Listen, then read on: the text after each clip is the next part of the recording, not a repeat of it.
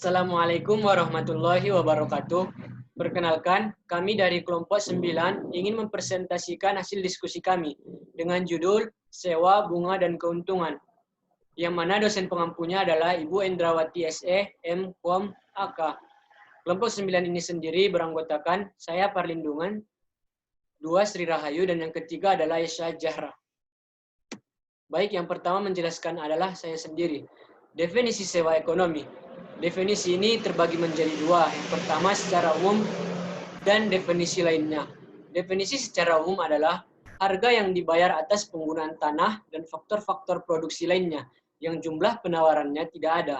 Sedangkan definisi lain menyebutkan bagian pembayaran atas sesuatu faktor produksi yang melebihi dari pendapatan yang diterimanya dari pilihan pekerjaan lain yang terbaik yang mungkin dilakukannya.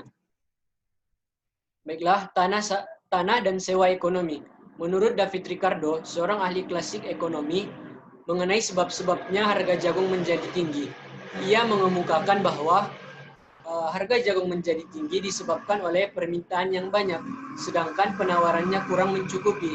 Karena harga jagung tinggi, menyebabkan petani ingin menanam lebih banyak jagung lagi, dan menaikkan permintaan atas tanah, sehingga sewa tanah bertambah tinggi. Analisisnya menurut grafik penentuan sewa tanah. Semakin tinggi permintaan, maka tinggi pula sewa tanah yang harus dibayar. Pada awalnya permintaan jagung pada awalnya permintaan akan jagung ditunjukkan dengan kurva D0 ke D0 dengan harga sewa R0. Ketika harga jagung meningkat, kurva bergeser menjadi D1 ke D1 dengan harga sewa R1. Sewa ekonomi dan pendapatan pindahan. Dalam pengertian yang lebih disempurnakan, sewa ekonomi juga dinikmati oleh faktor-faktor produksi lain, yang penawarannya semakin bertambah apabila harganya naik. Kita dapat melihat dalam grafik ini tentang sewa ekonomi dan pendapatan pindahan. Baik, modal dan suku bunga. Pembayaran ke atas modal yang dipinjam dari pihak lain dinamakan bunga. Biasa dinyatakan sebagai presentasi dari modal yang dipinjam, seperti misalnya 10%, 12%, atau 15%. Kedua, bunga yang dinyatakan sebagai presentasi dari modal dinamakan suku bunga. Pada umumnya, presentasi yang dinyatakan menunjukkan suku bunga dari sejumlah modal di dalam 1 tahun. Dengan demikian, kalau dinyatakan suku bunga adalah 15%, artinya adalah modal yang dipinjamkan memperoleh suku bunga sebanyak 15% setahun. Yang ketiga, di dalam perekonomian modern, perusahaan-perusahaan memerlukan modal untuk menjalankan dan memperbesar usahanya. Sebaliknya, rumah tangga memiliki kelebihan pendapatan yang dapat dipinjamkan dengan harapan untuk memperoleh bunga. Mungkin itu saja dari saya. Saya berikan untuk menjelaskan kepada Saudari Aisyah Jahra. Selanjutnya, peranan modal dalam perekonomian. Investasi atau penanaman modal adalah pengeluaran sektor perusahaan untuk membeli atau memperoleh barang-barang modal yang baru yang lebih modern, atau untuk menggantikan barang-barang modal lama yang sudah tidak digunakan lagi atau yang sudah usang. Produktivitas modal. Produktivitas dari modal dihitung dengan cara menentukan besarnya pendapatan rata-rata tahunan neto, yaitu setelah dikurangi dengan penyusutan modal yang digunakan, dan kemudian dinyatakan sebagai persentase dari modal yang ditanamkan. Produktivitas modal tersebut dinamakan tingkat pengembalian modal atau rate of return.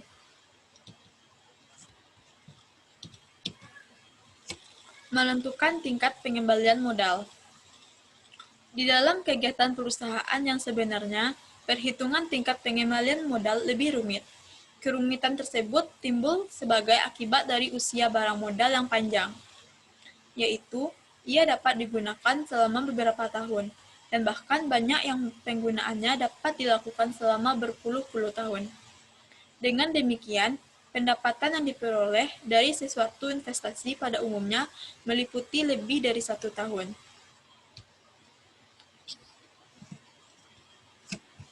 Kemudian, menentukan tingkat pengembalian modal. Terdapat 2 pandangan, yaitu pandangan klasik atau tradisional. Maksudnya, jumlah tabungan yang dilakukan masyarakat ditentukan oleh tingkat bunga.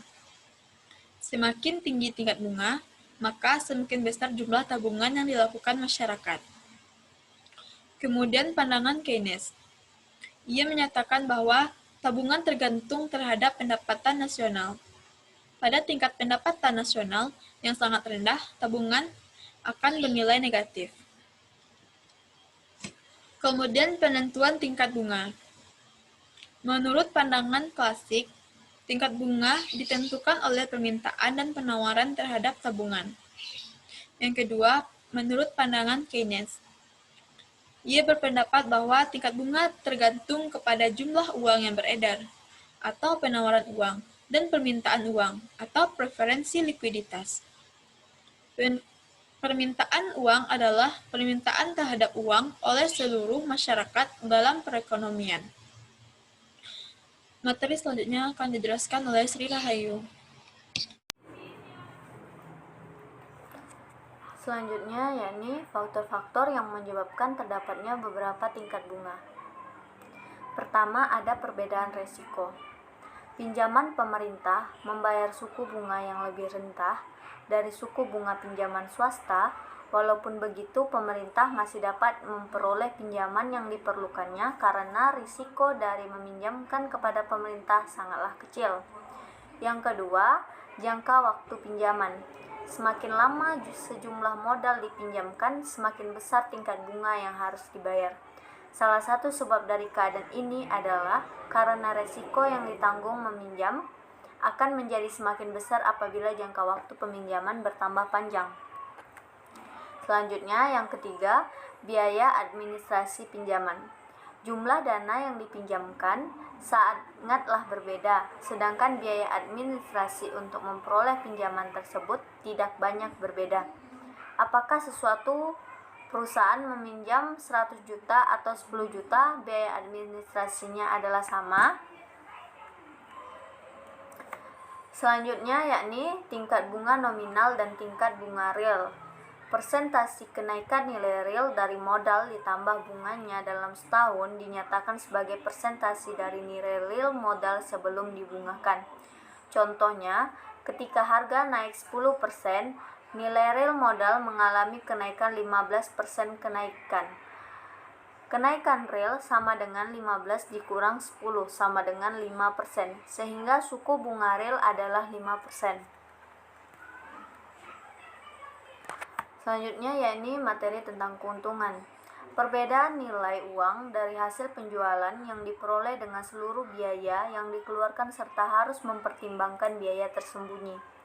Biaya tersembunyi adalah biaya produksi yang tidak dibayar dengan uang tetapi perlu dipandang sebagai bagian dari biaya produksi, seperti tanah, modal, bangunan, dan peralatan pabrik yang dimiliki sendiri. Pendapatan yang diperoleh individu sebagai pembayaran setelah melakukan berbagai kegiatan, yakni yang pertama adalah keuntungan adalah pembayaran terhadap risiko.